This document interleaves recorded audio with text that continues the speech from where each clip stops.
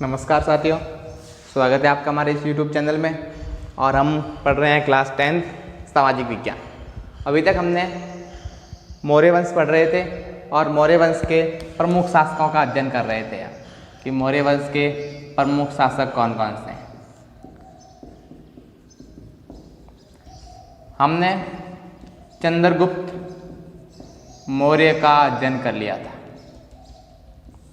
और हमने पढ़ा था कि चंद्रगुप्त मौर्य की मृत्यु के बाद 322 में चंद्रगुप्त मौर्य ने मौर्य वंश की स्थापना की और 298 में चंद्रगुप्त मौर्य की मृत्यु हुई। चंद्रगुप्त मौर्य के बाद दूसरा महत्वपूर्ण शासक आता है बिंदुसार। चंद्रगुप्त का पुत्र बिंदुसार राजा बनता है। बिंदुसार 298 से लगाकर 273 BC तक शासन करता है। 298 से लगाकर 273 BC तक। बिंदुसार के शासनकाल की मुख्य बातें क्या थी? तो बिंदुसार ने क्या किया? चंद्रगुप्त मौर्य का जो साम्राज्य था, हिंदुकुश पर्वत से लगाकर दक्षिण में बंगाल, कर्नाटक तक और यहाँ पर बंगाल से लगाकर गुजरात तक, इस पूरे प्रदेश को अक्षुण्ण बनाए रखने का काम किया। यानी बिंदुसार ने कोई नया प्रदेश नहीं जीता, लेकिन किसी प्रदेश को खोया भी नहीं था। तो बिंदुसार के समय की मुख्य बातें क्या है, इसकी विशेषताएं क्या है? बिंदुसार ने कोई नई विजय नहीं की, केवल अपने पिता के इस राज्य को अक्षुण्ण बनाए रखने का काम किया। प्रमुख विशेषताएं की बात करें बिंदुसार में, तो बिंदुसार को जैन ग्रंथ और बौद्ध ग्रंथ, यूनानी लेखक जो हैं, ये बिंदुसार को अमित्रोसेडस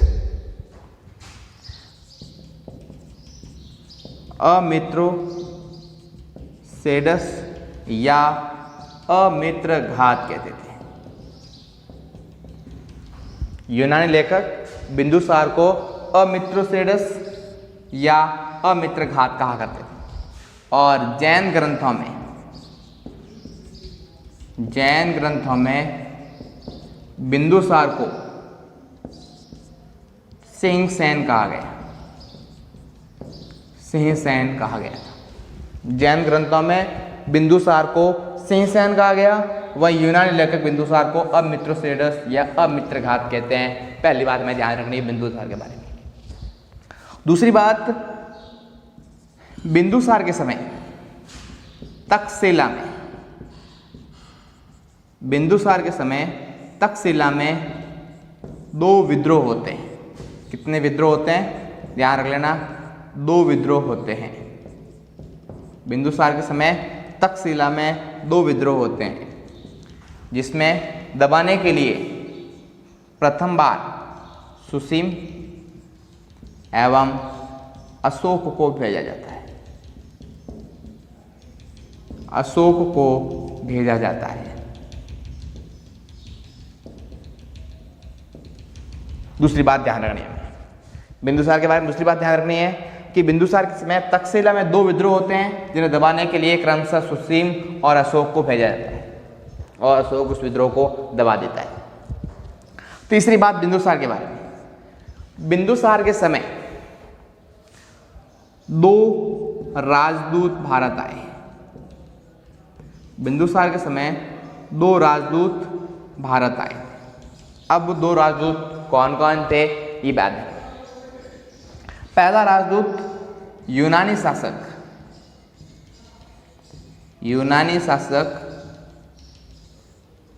एंटियोक्स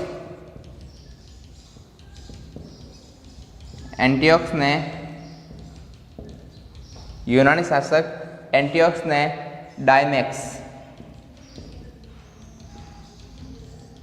डायमेक्स नामक राजदूत को भेजा।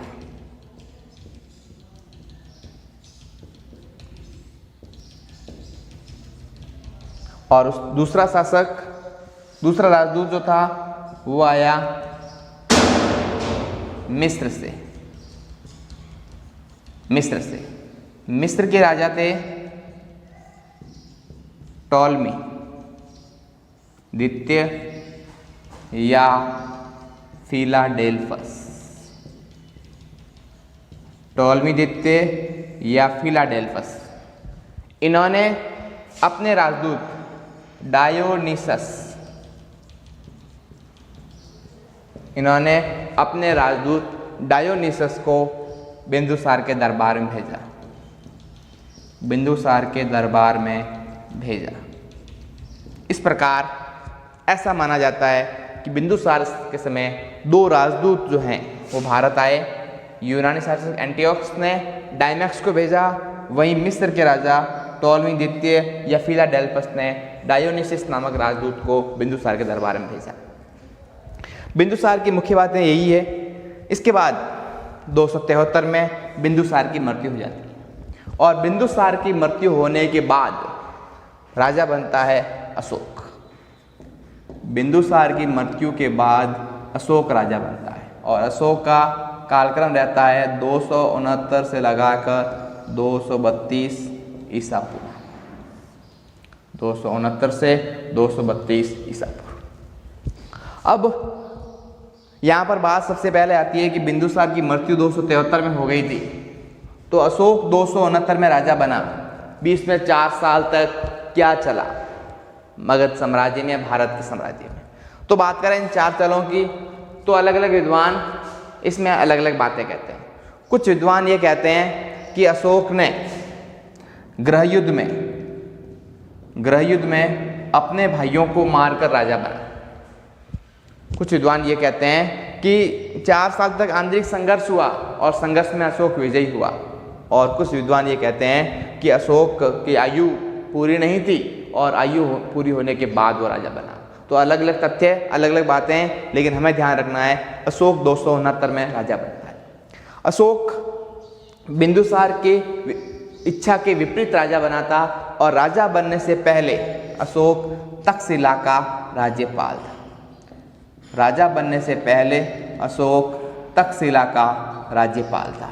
बिंदुसार के समय अशोक तक्षशिला का राज्यपाल था।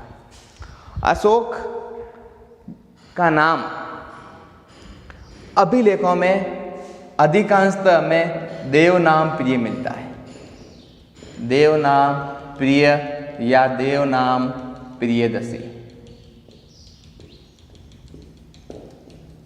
देवनाम प्रिय या देवनाम प्रियदर्शी नाम मिलता है। अशोक का नाम, अशोक 4 अभिलेख, अशोक की जो अभिलेख है उसमें से 4 अभिलेख, मास्की, गुर्जरा, निष्ठुर, उदयगोलन, इन 4 अभिलेख में अशोक का नाम अशोक मिलता है। अशोक का नाम अशोक मिलता है। पुराणों में उसे अशोक वर्धन कहा गया है। पुराणों में अशोक वर्धन कहा गया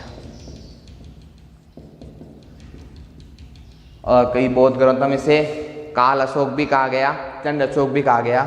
वो अलग अलग विद्वान अलग अलग नाम देते हैं। हमें ध्यान रखना है कि अशोक का नाम किन अभिलेखों में अशोक मिलता है। तो अशोक का नाम मास्की, गुर्जरा, निष्ठुर, उदयगोलम अभिलेखों में इसका नाम अशोक मिलता है। बाकी कहीं पर भी इसका नाम अशोक नहीं मिलता है। बाकी सभी जगह इसका नाम या तो देवनाम प्रिय या देवनाम प्रियदर्शी, जो इसकी उपाधियाँ थी, उन उपाधियों के साथ अशोक का नाम मिलता है। इसके साथ साथ अगर हम बात करें अशोक के काल की मुख्य विशेषताओं की, तो अशोक के समय सबसे महत्वपूर्ण विशेषता अशोक के काल के 7वें वर्ष अशोक ने कश्मीर और खोतान प्रदेश को जीता। अशोक ने अपने राज्याभिषेक 7वें वर्ष कश्मीर और खोतान इन दोनों प्रदेशों को जीता। कश्मीर और खोतान प्रदेशों को जीता। अशोक ने राज्याभिषेक के 7वें वर्ष कश्मीर और खोतान प्रदेशों को जीता। इसके बाद उसने राज्याभिषेक के 8वें वर्ष 261 बीसी में एक महत्वपूर्ण युद्ध होता है जिसका नाम है कलिंग का युद्ध, जिसका नाम है कलिंग का युद्ध। अब हमें इस कलिंग युद्ध की जानकारी प्रदान करेंगे। कलिंग युद्ध क्यों हुआ, क्या कारण था कलिंग युद्ध होने का, और इसके समय वहाँ का राजा कौन था, और आखिर अशोक ने इस कलिंग को अपने साम्राज्य में क्यों मिलाया। सबसे पहले हम पढ़ेंगे कलिंग युद्ध का कारण। जहाँ तक कारणों की बात करें तो इतिहास में इसके मुख्यतः 2 या 3 कारण हमें मिलते हैं। सबसे पहला कारण जो मिलता है वो मिलता है साम्राज्य विस्तार। सभी राजाओं की तरह अशोक भी अपना साम्राज्य विस्तार करना चाह रहा था, और साम्राज्य विस्तार करने के लिए उसने कलिंग के ऊपर आक्रमण कर लिया, जिसका उदाहरण हमें कलिंग को अपने राज्य में मिला दिया अशोक के द्वारा। दूसरा हमें जो मिलता है दक्षिण में व्यापार।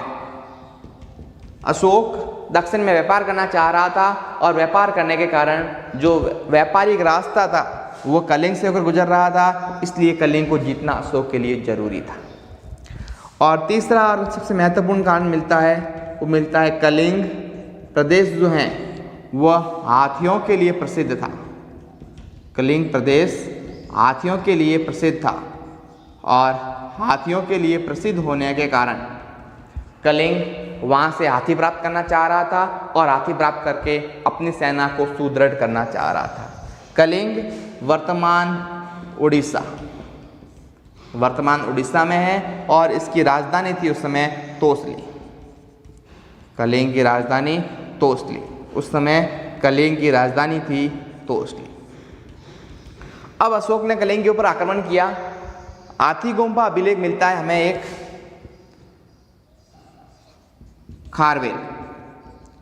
खारवेल का हाथी गुम्फा अभिलेख, ध्यान रखना, खारवेल का हाथी गुम्फा अभिलेख मिलता है। और इस हाथी गुम्फा अभिलेख के अनुसार उस समय कलिंग का राजा नंदराज था।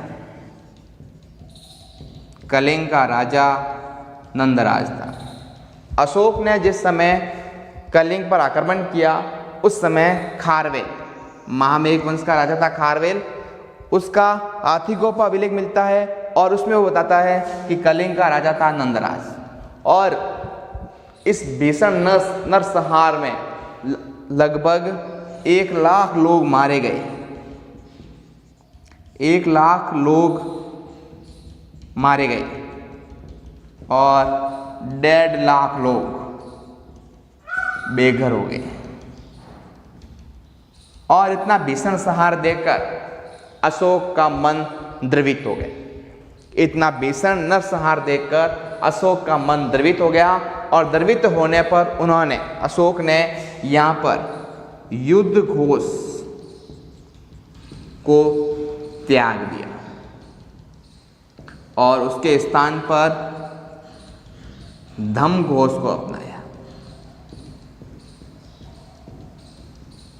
युद्ध घोष को त्याग दिया और युद्ध घोष के स्थान पर धम्म घोष को अपनाया। इस कलिंग युद्ध के बाद अशोक का मन द्रवित हो गया, और अशोक 1 साल तक तो अपनी महल में ही रहा, बाहर नहीं निकला। और इस दौरान अशोक ने बौद्ध धर्म ग्रहण किया। अशोक ने बौद्ध धर्म को ग्रहण किया। अब बौद्ध धर्म ग्रहण करने के पीछे बहुत सारे तर्क आते हैं। कुछ विद्वान ये कहते हैं कि अशोक ने निगोद्र से प्रभावित होकर किया। कुछ विद्वान आते हैं कि अशोक ने उपगुप्त से प्रभावित होकर किया, और अंत में अशोक ने मोगलीपुत्र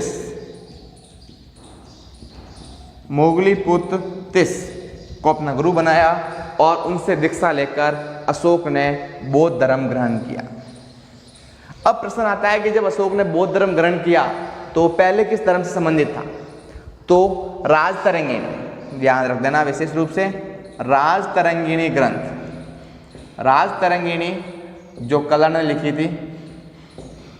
राजतरंगिणी में कलण ये कहता है कि अशोक पहले शैव धर्म से था या शिव का उपासक था। अशोक पहले शिव का उपासक था, और शिव के उपासक के बाद कलिंग युद्ध के बाद अशोक ने बौद्ध धर्म को ग्रहण किया और बौद्ध धर्म निगोद्र, उपगुप्त और मोगलीपुत्र तिस इन तीनों से ग्रहण किया। बौद्ध धर्म ग्रहण करने के बाद अशोक जो हैं वह लुम्बिनी और बोध गया की यात्रा करता है। राज्याभिषेक के 10वें वर्ष अशोक बोध गया की यात्रा करता है जहाँ पर गौतम बुद्ध को ज्ञान प्राप्त हुआ था। इसके साथ साथ वे 20वें वर्ष लुम्बिनी की यात्रा करता है। यहाँ पर हमें ध्यान रखना है रुमनदेही अभिलेख, अशोक का एक अभिलेख मिलता है रुमनदेही अभिलेख, अशोक का रुमनदेही अभिलेख मिलता है और उस रुमनदेही अभिलेख में हमें ये जानकारी प्राप्त होती है कि अशोक लुम्बिनी की यात्रा करता है। ध्यान रख देना रुमनदेही अभिलेख, रुमनदेही अभिलेख ये महत्वपूर्ण इसलिए हैं क्योंकि अशोक का एकमात्र अभिलेख है जिसका विषय है आर्थिक। अशोक का अभिलेख जिसका विषय है आर्थिक। सीधा प्रश्न पूछा जाता है कि अशोक का कौन सा अभिलेख आर्थिक अर्थ संबंधित है या जिसका विषय आर्थिक है, तो रुमनदेही अभिलेख। इस अभिलेख में यह कहा गया कि अशोक ने 20वें वर्ष, इस अभिलेख में यह कहा गया कि अशोक ने 20वें वर्ष लुम्बिनी की यात्रा की। अशोक ने 20वें वर्ष लुम्बिनी की यात्रा की जो गौतम बुद्ध का जन्म स्थल था और वहाँ पर जो भूमि कर था उस कर को घटाकर पहले 1/6 से 1/8 कर दिया गया। पहले 1/6 था से घटाकर 1/8 कर दिया गया। ये अशोक के काल की सबसे महत्वपूर्ण घटना है कि अशोक ने लुम्बिनी की यात्रा की और लुम्बिनी की यात्रा करके उन्होंने कर को घटाया और वो घटाकर 1/6 से 1/8 कर दिया गया। इसकी जानकारी हमें मिलती है रुमनदेही अभिलेख में। नेपाल की तराई में रुमनदेही नामक स्थान पर यह अभिलेख है और यहाँ पर सबसे महत्वपूर्ण बात यही है कि अशोक का एकमात्र अभिलेख जिसका विषय है आर्थिक, जो आर्थिक आधार पर लिखा गया। इसीलिए लिखा गया था क्योंकि इसमें कर को घटाकर 1/6 से 1/8 कर दिया गया था। इसके अलावा अशोक की मुख्य विशेषताओं की हम बात करें तो अशोक ने विदिशा की राजकुमारी संघमित्रा से विवाह किया। अशोक का विवाह विदिशा की राजकुमारी से हुआ। अशोक का विवाह विदिशा की राजकुमारी से हुआ और अभिलेखों में अशोक के 2 पुत्र महेंद्र और संघमित्रा का वर्णन भी मिलता है। अशोक ने विदिशा की राजकुमारी से विवाह किया।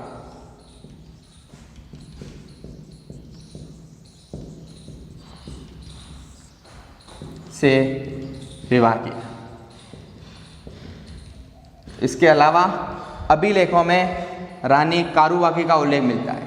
प्रयाग प्रशस्ति में अशोक की रानी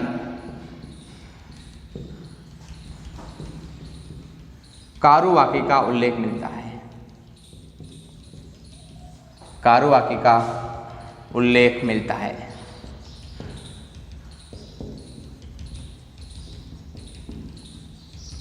इसके अलावा अशोक के 2 पुत्र, अशोक के पुत्र महेंद्र और संघमित्रा का भी उल्लेख मिलता है।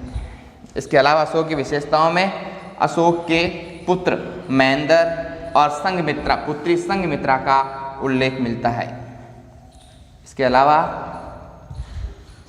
अभिलेखों में अशोक के पुत्र महेंद्र व पुत्री संघमित्रा का भी उल्लेख मिलता है।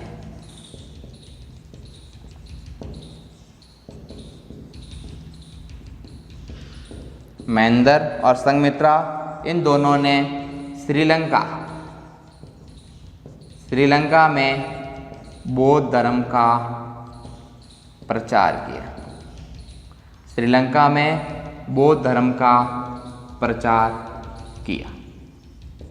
इसके अलावा अशोक की विशेषताओं की बात करें हम तो ये विशेषताएं मिलती है। अशोक के बाद अशोक ने आजीविकों के लिए, आजीविक संप्रदाय के जो लोग थे उनके लिए गुफाओं का निर्माण कराया। 12 बार की पहाड़ियाँ, 12 बार की पहाड़ियाँ में आजीविक संप्रदाय, 12 बार की पहाड़ियों में आजीविक संप्रदाय के लिए 4 गुफाएं, कर्ण, चौपार, विष्णु झोंपड़ी एवं सुदामा। अशोक ने आजीविक संप्रदाय के लिए 12 बार की पहाड़ियों में 4 गुफाएं, कर्ण, चौपार, विष्णु झोंपड़ी और सुदामा, इनकी निर्माण करवाया और आजीविक संप्रदाय को ये गुफाएं उन्होंने दे दी गई। ये तो था अशोक की मुख्य विशेषताएं। इसके बाद अशोक की मृत्यु हो जाती है 232 ईसा पूर्व। और अशोक की मृत्यु के बाद उसके उत्तराधिकारी किस प्रकार से हुए और उन्होंने किस प्रकार से शासन किया। तो अशोक की मृत्यु के बाद मौर्य काल में किस तरह से शासन हुआ।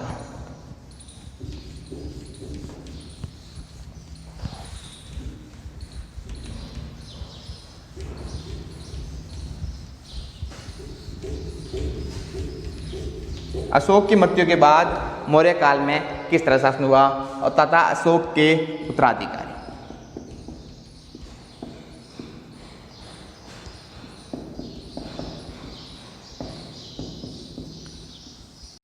माना जाता है कि अशोक की मृत्यु 232 अशोक की मृत्यु 232 बीसी में हुई और अशोक की मृत्यु के बाद मौर्य काल का पतन प्रारंभ हो गया। अशोक की मृत्यु के बाद मौर्य काल का पतन प्रारंभ हो गया। अशोक की मृत्यु के बाद मौर्य काल का पतन प्रारंभ हो गया। अब उसके उत्तराधिकारी जो थे वो केवल 50 वर्ष तक ही बड़ी मुश्किल से शासन कर पाए और 50 वर्ष बाद मौर्य काल का पूरी तरह से खत्म हो चुका। अशोक की मृत्यु के बाद राजा बनता है कुणाल। अशोक की मृत्यु के बाद कुणाल राजा बनता है और कुणाल को दिव्यावदान में धर्म विवर्धन कहा गया। दिव्यावदान ग्रंथ था जिसमें कुणाल को धर्म विवर्धन कहा गया। कुणाल के बाद कुछ समय तक संप्रति ने शासन किया और संप्रति के साथ साथ दशरथ, संप्रति एवं दशरथ ने शासन किया। संप्रति जो था वो जैन धर्म से संबंधित था, संप्रति जैन धर्म से संबंधित था और दशरथ जो था इसने अशोक के कार्य को आगे बढ़ाने का काम किया और नागार्जुन पहाड़ियों में 3 गुफाओं का निर्माण करवाया। तो वैदिक, वदति और नौमस नामक गुफा दशरथ ने बनवाई थी नागार्जुन पहाड़ियों। इसके साथ साथ दशरथ ने भी देवनाम प्रिय की उपाधि धारण की। दशरथ का ध्यान रखना विशेष रूप से, दशरथ ने भी देवनाम प्रिय की उपाधि धारण की थी। देवनाम प्रिय की उपाधि धारण की। दशरथ ने भी देवनाम प्रिय की उपाधि धारण की। यानी मौर्य काल के 2 राजा ऐसे हुए जिन्होंने देवनाम प्रिय की उपाधि धारण की। पहला राजा था अशोक और दूसरा राजा था दशरथ। इसके अलावा दशरथ ने भी आजीविकों के लिए गुफाओं का निर्माण करवाया। लोमस ऋषि,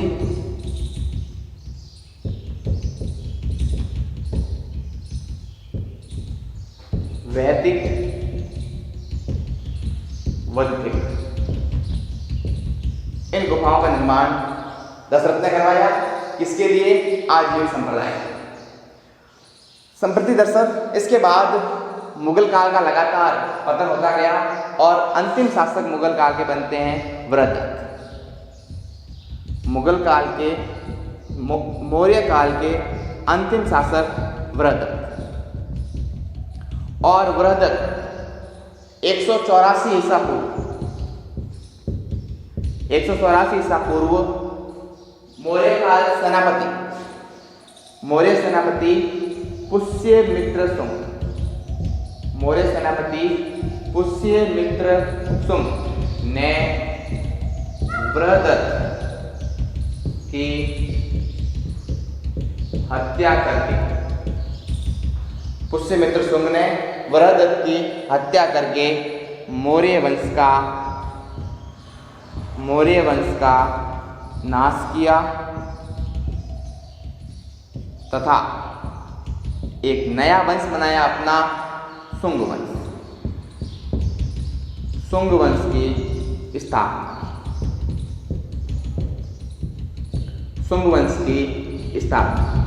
यहाँ पर सबसे महत्वपूर्ण बात ये ध्यान रखनी है, मौर्य काल का अंतिम शासक था वृहदत्त, जिसकी मृत्यु होती है 144 BC में।